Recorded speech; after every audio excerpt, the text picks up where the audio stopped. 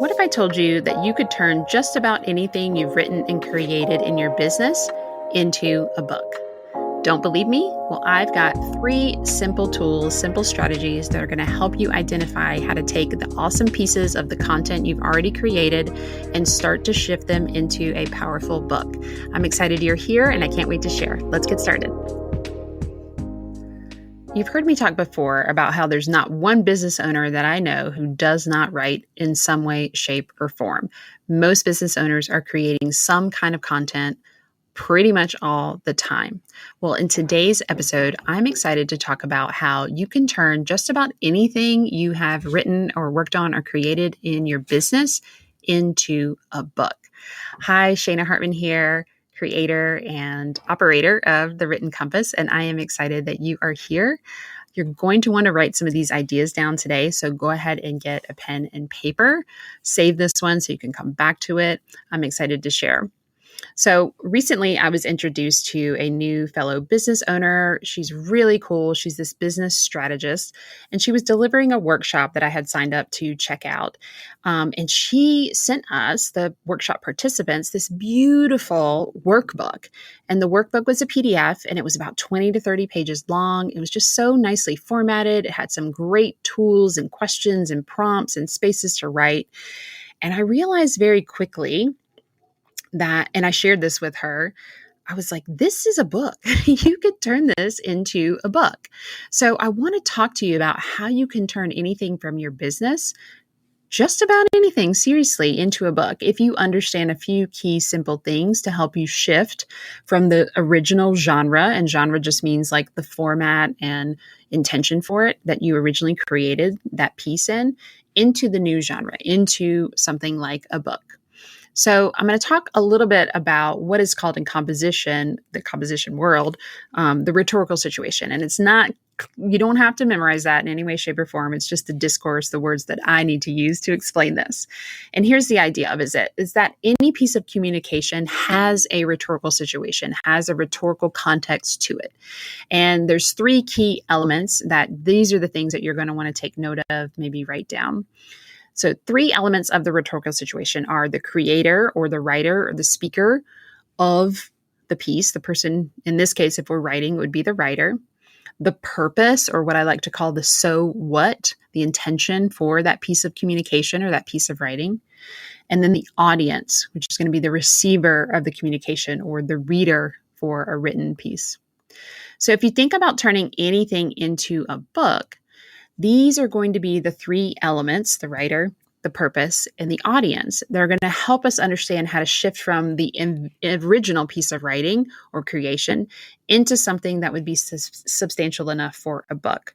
Now, I want to give a little bit of a caveat here that we might be talking about something that inspires the ideas for a book. So it might not be a full-on, yes, we can just take this, shift a few things around, and boom, we have a book. But the ideas for that original piece of content might inspire the key elements of a book. Or we may be talking about kind of this new phenomena that has shown up, which are short books or mini books. And these might be an ebook or a paperback book. And these are often 30 to 60 pages, very short information, something that the reader could digest in a day or even a weekend and be able to really move the needle on whatever concept or topic that the writer wants to share. So let's break this down a little bit, and let me use the example from my new business colleague in their workbook to kind of talk about these 3 elements so that we can see how we can convert it, start to shift it over into a book. So first we want to ask, who is the writer? Now, the writer is typically the business owner here in this situation, right? It's going to be you listening if there's something you've created. And so that's pretty clear, pretty straightforward. I'm going to talk a little bit about how understanding how you showed up to that piece that you wrote as a writer is going to impact or maybe cause some potential shifts you need to make, but we'll talk about that in just a minute. Then we want to think about the purpose. So the purpose for this workbook is that it was being used to accompany a workshop, a live workshop on Zoom that she was delivering, this business owner was delivering. So it was going to be the practical piece. She was going to walk people through and actually have them fill it out while they were in the workshop with her. So this gives us a clue also about the audience. The audience for the workbook was workshop participants in this particular situation.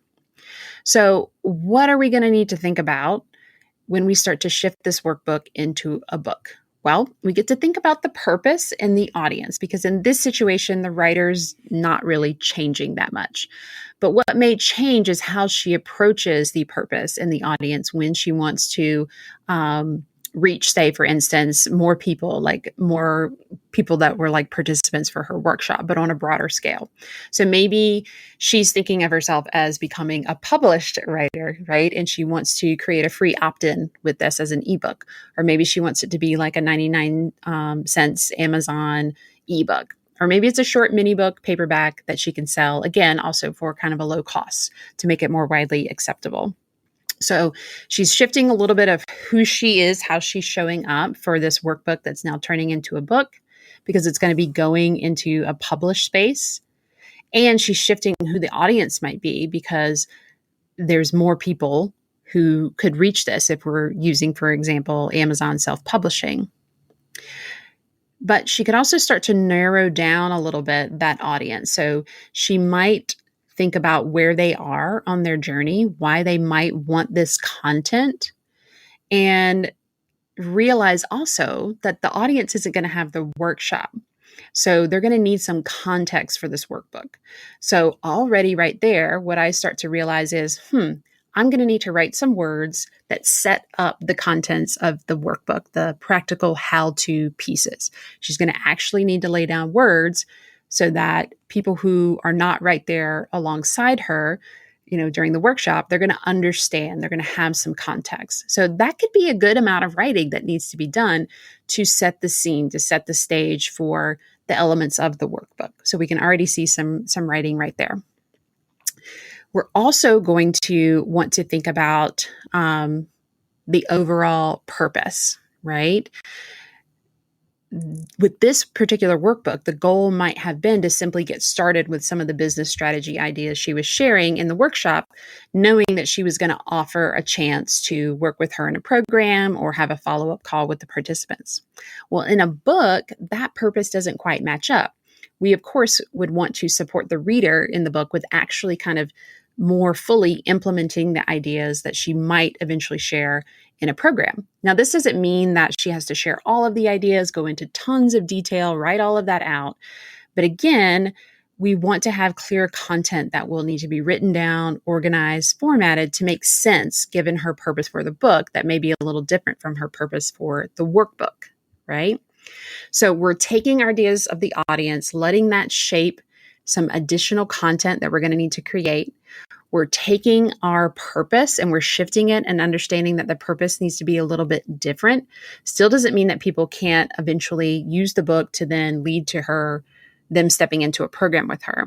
But the purpose needs to be a little bit different so that she can know what words to add, so that a reader who's just getting this book, this mini book, it can be its own entity. It can stand on its own. So this is just one of many examples of how you can use this rhetorical situation idea, the writer, which is going to be you, the audience, and the purpose to shift your original content in your business to a book. A few other examples, like let's say you have a series of content like emails or blogs or even podcasts. I have several people who have started their book. Their ideas have started from their podcasts. So here's some things to consider around that when you've got a series of content and they're kind of their own individual entity and you want to take all of them and start to shape them into a potential book. So first, thinking about the writer.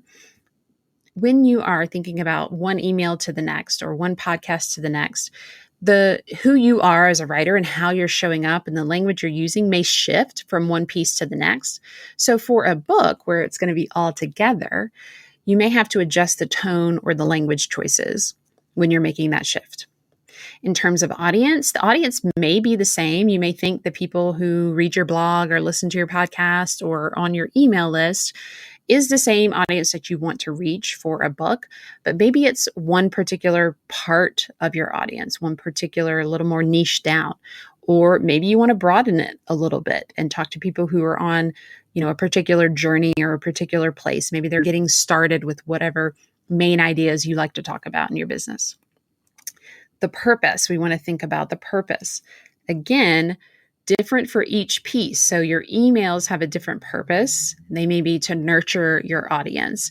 What is going to be the purpose for your book? Are you trying to nurture your audience, your reader? Are you wanting them to take action? Are you wanting them to get a win, right? So based on your initial purpose, you want to then ask yourself, what's going to be my purpose? What's the overall so what? What do I want the reader to know when they get finished with this book?